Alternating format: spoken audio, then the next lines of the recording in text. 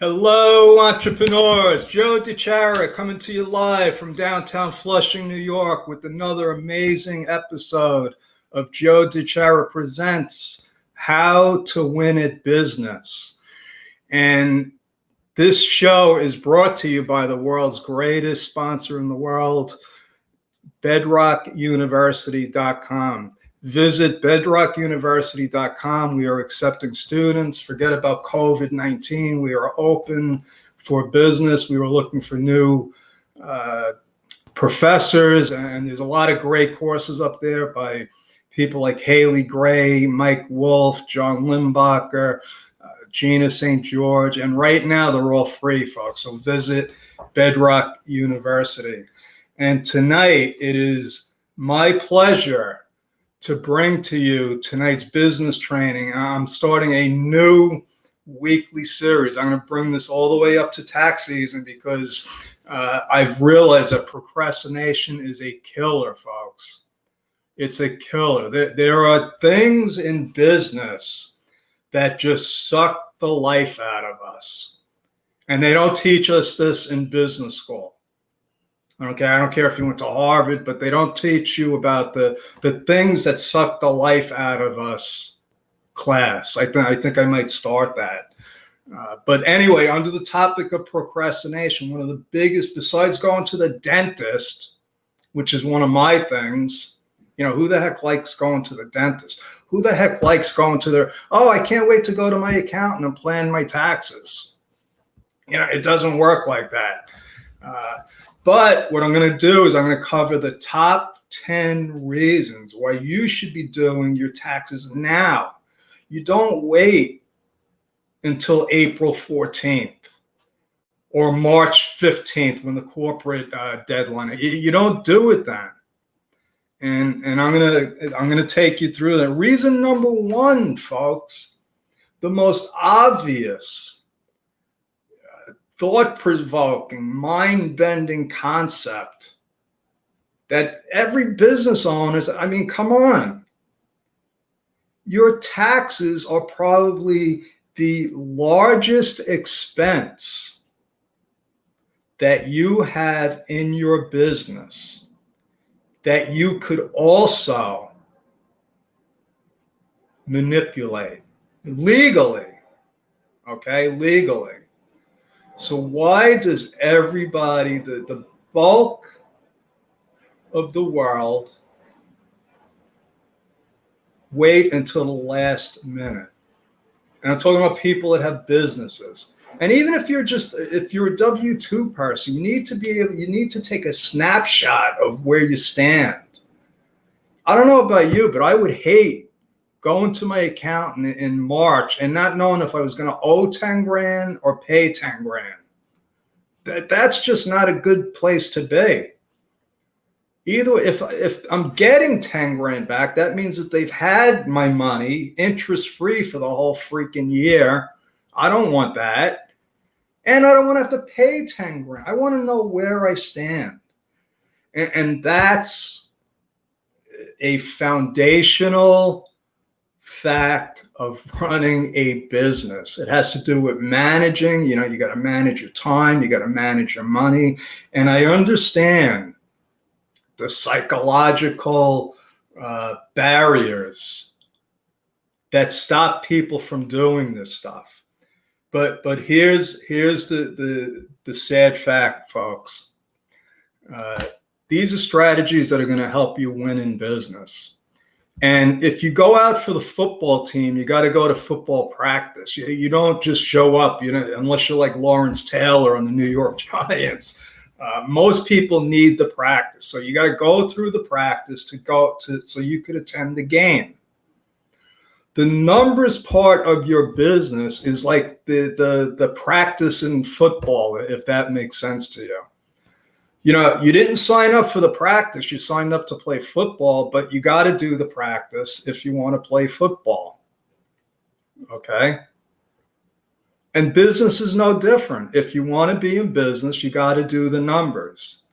And if you want to do it successfully, you got to be on top of the numbers. So let's just go through some of the slides. And this is what I talk about all the time, that the crux of the problem is this.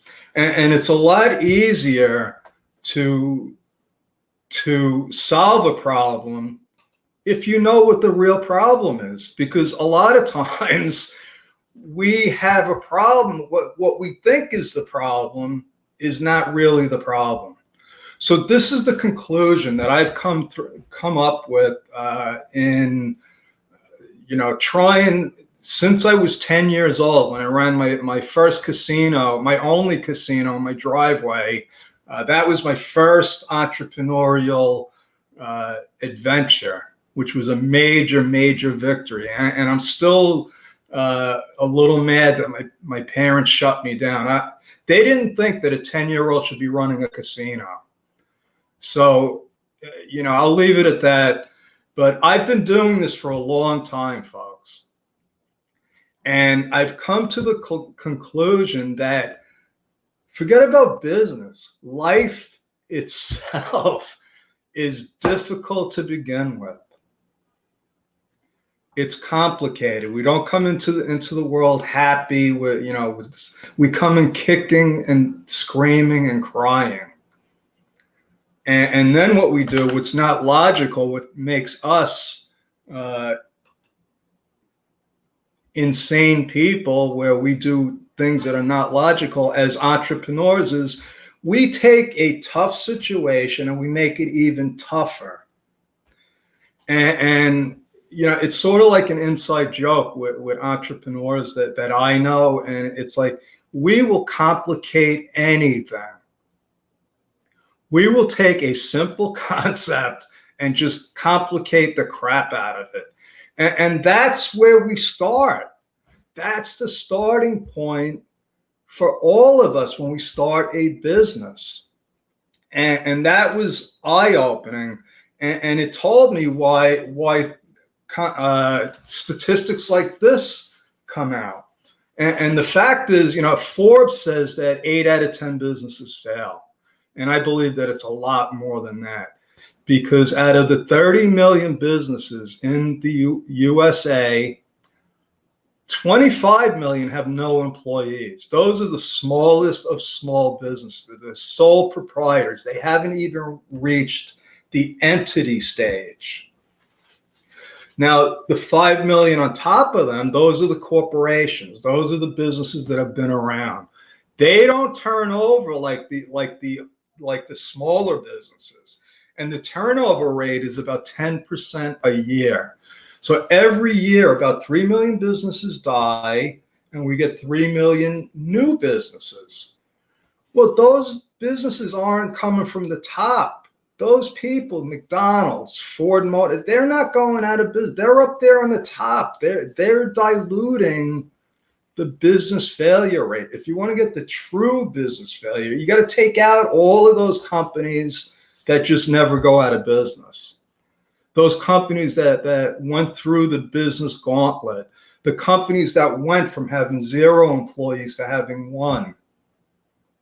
I mentioned to a client yesterday, he has 2 employees. We're setting him up with payroll. And he was a little down on himself because he's not any bigger. He said, I've been in business this long. And the truth is that only a small percentage of business owners actually get to hire one person besides themselves. Okay. Sole proprietors don't even hire themselves. So you got all these different little baskets of people and of business owners, and not many of them get to where they have a small fraction. So if you're there, you passed some major, major hurdles. Okay. You are in a whole nother category so you have increased your chances of success just by crossing that line. And there are a couple of lines you can cross. You can become you can become an entity, not an LLC. You become a corporation.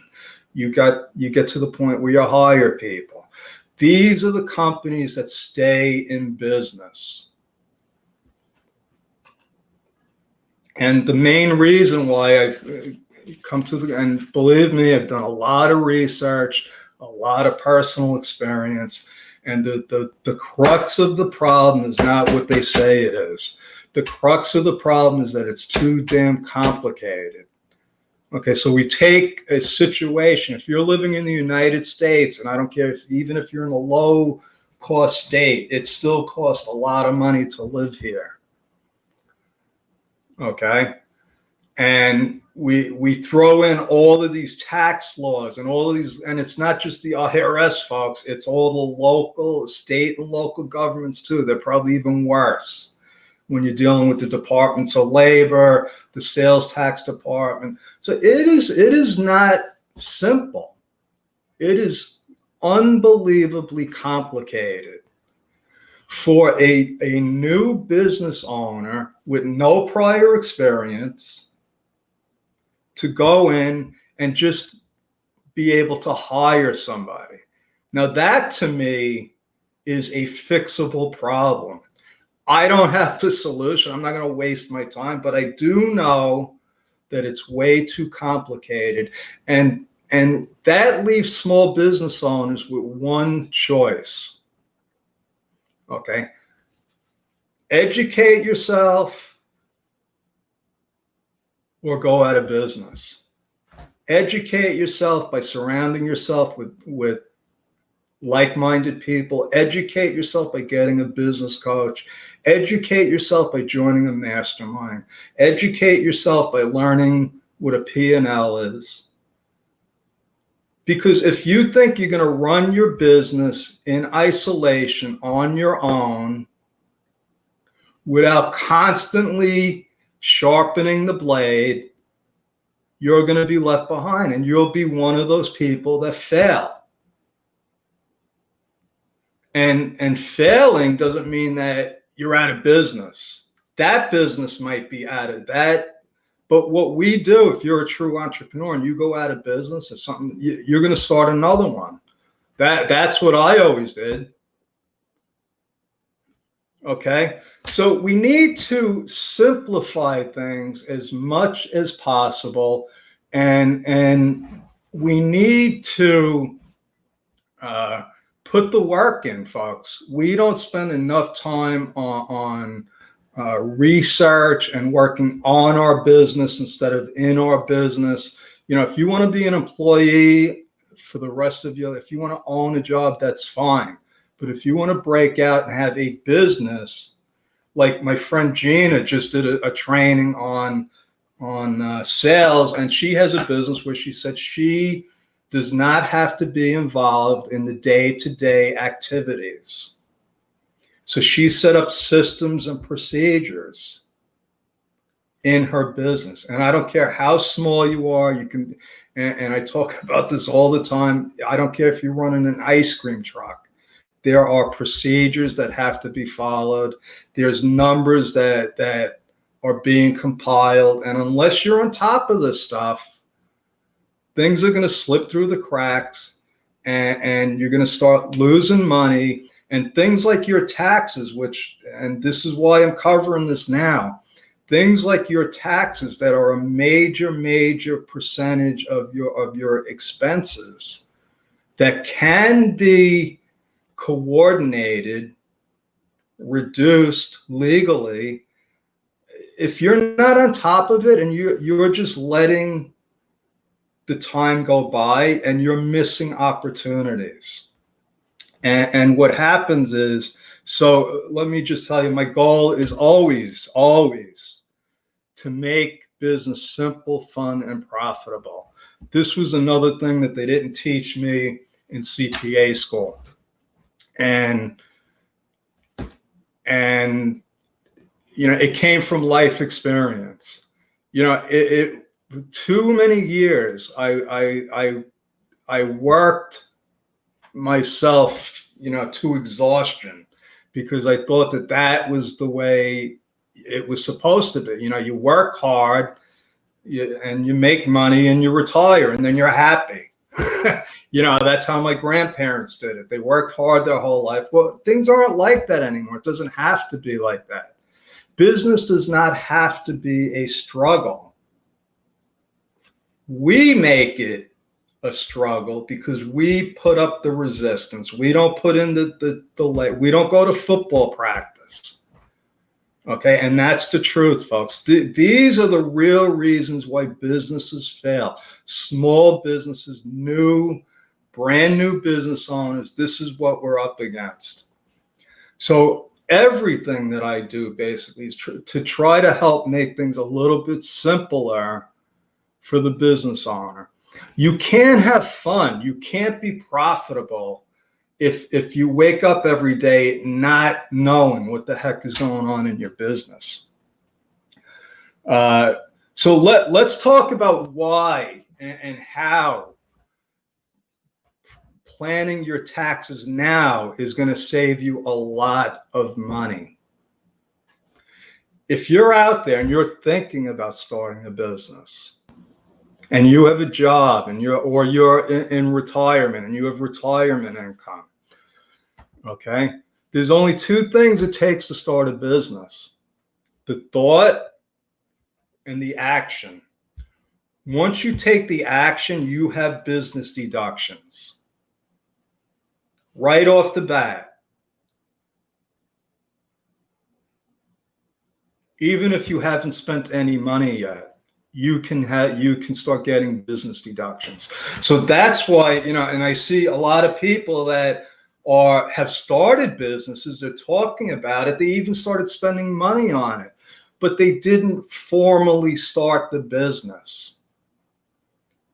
And a lot of times the reason being is that they think that the business starts when they start making money or when they start making, no. The business starts the second you take action and you can document it, and then we could start taking expenses. So at this point, we're going into October, people. You still got 3 months to save a lot of money. So if you're already spending money, if you're on start the business, formalize it. Okay. If you're going to go down to the county clerk and do a DBA, that's fine. I don't recommend that. If you know me, I set up s-corporations. So the first way that a wage earner or person in retirement could start saving money right now by being on top of their taxes, to start their business, set up a bookkeeping system, hire an accountant, and figure out what you're entitled to, that's the next thing. What can you write off? Okay, so if I'm talking about, let me clarify something here. And I'm sweating because I'm so nervous. The Yankees are starting the playoffs in about a half an hour or so. I'm a huge Yankee fan, so yes. Oh, that excellent move, Elizabeth. I'm so proud of you. So Elizabeth says that she changed her DBA into an s-corp. That was a good move, Elizabeth. I'm proud of you. I hope that you're converting your personal property to business property. And I'm going to tell you right now, Elizabeth, when you do that, you could get a Section 179 deduction. So, and that'll be another lesson, what a 179 deduction, but it's huge. It's huge because when they changed the tax law, they said, hey, whatever you have in your garage or your attic and you want to use it for your business now, we're going to let you deduct it. And this is what I'm talking about. So if you have a job, let's say a W-2, and they're taking taxes out, well, you could just take that desk that is worth $10,000 and get a huge tax write-off. And that's one of the strategies. Okay, and being an s-corp like Elizabeth makes it a lot easier, safer, cleaner to deduct. But unless you're looking at this stuff now, folks, and that's what the whole purpose of this training is, I want to alert people to the fact that, and I just remembered what the point was that I wanted to make. But this is it. The difference between a tax preparer and an accountant. Okay, and you got to understand the difference. A tax preparer is somebody that you go to once a year.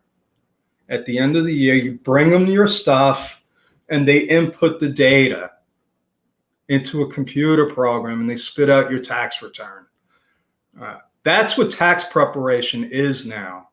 That's not tax planning. That's not accounting. That's not for businesses. If you're like my sister who has a teaching job and no deductions, she can use a tax preparer. She actually did her own, because she's got one document, a W-2, there's no business deductions. Those are the people that can go to a tax preparer. That you can go to H&R Block for. But if you have a business and you're going to H&R Block, you are doing yourself a huge disservice. Because this is what happens, folks. Your taxes are being recalculated after every transaction. It's not at the end of the year. It's not like you just push a button and say, oh, what do we get it's like a lottery. Do we owe money? Are we getting money? That's not how it works when you have a business. Every transaction, it's a moving target. It's I had a client yesterday. She texted me. They just sold a piece of equipment for $200,000. $200,000. Well, thank you. Thank you for not telling me in March. Because now, and she knows, now we could look at where they stand and see if we want to accelerate expenses, but because she's going to have to pay tax on that. Well, I've taught her that don't tell me in April when I got to tell you that you got to write a check for $60,000. And then you're going to be mad at me, because that's not how it works, people. If you have a business, and it could be on a quarterly basis, it doesn't matter, but you got to be on top of it. And this is another, and I talk about this all the time, and I think it's one of Elizabeth's favorite topics, where you could convert personal property to business property. So what does that mean? It means, yesterday you didn't have a business. Today you have one. And today you're going to use your car for business.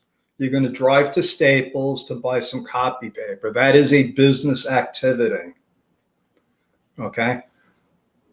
You can start writing off the part of your car. Whatever percentage that you use for business is now a business deduction. Why wouldn't you want to take advantage of that? If you're an employee, if you're a retiree, okay? If you have a hobby and you want to turn it into a business, okay? Every time you go to the hobby store to buy supplies, it's a business write-off. And we need to take advantage of these things, folks, because the odds are stacked against us. When we start a business, it's stacked against us. The home office, okay, cover this a lot now, because basically everybody is working from home, whether you like it or not. Well, now, if you have an S-corp, there is a safe, clean, legal, easy way to reimburse yourself for the expenses of the business portion of your house or apartment. And you write yourself a check, and the IRS has no idea that that expense is part of your house.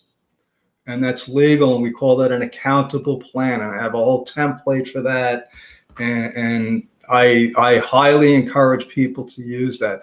Now, if you're a sole proprietor, you could still take the home office deduction, but because it's a different tax return and it's attached to your personal, when you're using your home or apartment for business use, the IRS wants to know every little detail.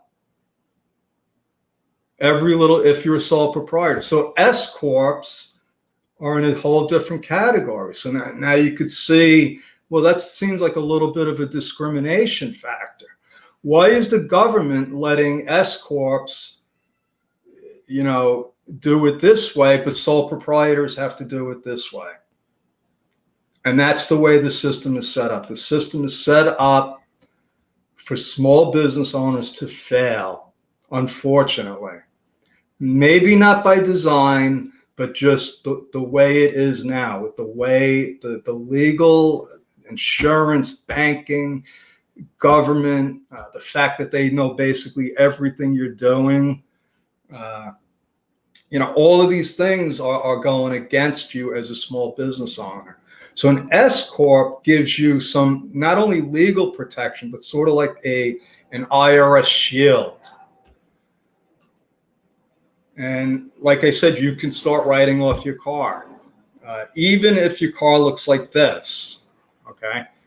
I don't care. There's a value to it. It's being used. There's an expense attached to it. I'm taking it as a deduction. Travel, all of my business discussions are done in other countries. So I plan my vacations around my business needs, if that makes sense. And I'm not going to go any further with that, but I will tell you that, they do large cruises where they teach accounting credits. I can go on a cruise and get my accounting credits, and it counts as a business deduction because I'm there for the accounting credits. Now, I'm not there for the cruise. I'm there to learn. It just happens to be on a cruise that costs $10,000 for a $200 course. Anyway, another, and this is last but not least, now this only works in limited situations where you might be able to hire your kids.